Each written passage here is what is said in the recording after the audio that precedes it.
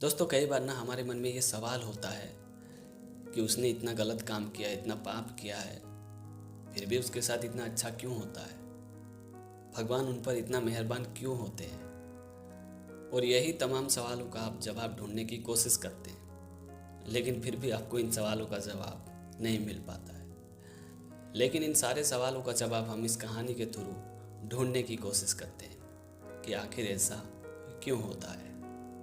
एक बार जमराज जी के एक दूत बड़ा टेंशन में रहने लगा, परेशान रहने लगा। शायद उसे जमराज जी से कुछ पूछना था, कुछ सवाल करना था, पर वो जमराज जी से सवाल नहीं कर पा रहा था, कुछ पूछ नहीं पा रहा था। लेकिन कई दिन बीतने के बाद उसने आखिरकार जमराज जी से पूछा कि महाराज, एक आदमी का मैंने लेखा जोखा देखा तो मैंने पाया कि उसने कई सारे पाप किया है, फिर भी आपने उसे स्वर्ग लोक में जगह दे दिया, ऐसा क्यों। तो यमराज जी ने मुस्कुराते हुए अपने दूत से कहा कि ठीक है, आप बताइए कि उस आदमी ने क्या पाप किया था और आखिर मैंने उसे स्वर्ग लोक में जगह क्यों दी।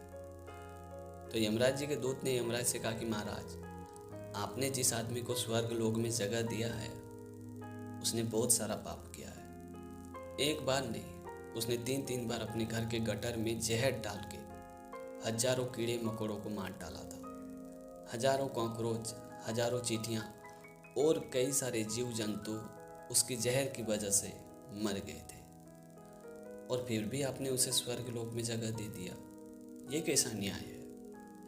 यमराज जी अपने सेवक की भावना को समझते हुए कहा कि दरअसल इसमें मेरी गलती नहीं है, जो मैंने किया है वो सही किया है। दरअसल बात यह है कि ये सारे जीव जंतु, कीड़े मकोड़े जो इस आदमी के हाथों मारे गए, पिछले जन्म में ये सारे इंसान थे और वो एक राजा के सेना थे, सिपाही थे। जब राजा ने आदेश दिया तो इन लोगों ने एक राज्य पर बिना वजह, बिना दोष के हमला कर दिया और कई सारे बेकसूर लोगों को मारा, पीटा, स्त्रियों के साथ बुरा व्यवहार किया, यानी पूरे राज्य को तबाह कर दिया था। जबकि उस राज्य वाले की कोई गलती नहीं थी, कोई दोष नहीं थी, फिर भी इन लोगों ने उस राज्य वाले को मार पीट कर तबाह कर दिया, उसे मौत के घाट उतार दिया।